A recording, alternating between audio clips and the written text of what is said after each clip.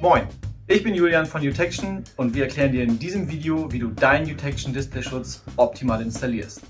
Sollte es wieder erwarten zu Problemen kommen, dann melde dich einfach bei uns. Du bekommst ohne Wenn und Aber einen kostenfreien Ersatz zugeschickt. Viel Spaß mit dem Produkt. In diesem Video zeigen wir dir die Installation des Utection Displayschutzes für dein iPhone 16 Pro und dein iPhone 16 Pro Max. Reinige zunächst dein iPhone mit dem beiliegenden Alkoholtuch und trockne es danach mit dem Mikrofasertuch ab. Kleinste verbliebene Partikel kannst du mit Hilfe des Staubabsorbierers entfernen. Platziere die Installationsvorrichtung auf deinem iPhone.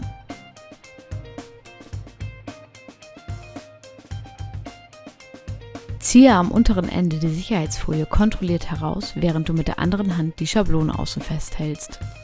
Drücke das Panzerglas im oberen Teil fest. Das Glas saugt sich nun von selbst an deinem Display fest.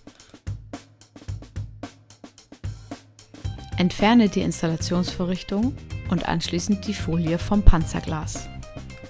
Kleine, auf dem Display verbliebene Blasen kannst du mit Hilfe des Mikrofasertuchs und Herausstreichen mit den Fingern entfernen. Es kann sein, dass kleinere Blasen direkt nach der Installation bleiben. Diese verschwinden innerhalb der ersten 24 Stunden. Positioniere die Installationsvorrichtung umgedreht auf deinem Tisch. Das Panzerglas hat auch eine Sicherheitsfolie. Diese muss nun nach oben gerichtet sein und wird anschließend zunächst im unteren Teil der Installationsvorrichtung eingefädelt. Anschließend klippst du im oberen Teil die beiden Löcher über die passenden beiden Aussparungen an der Schablone. Gehe sicher, dass diese richtig eingehakt sind. So einfach ist die Installation des Utection Displayschutzes für dein iPhone 16 Pro und dein iPhone 16 Pro Max.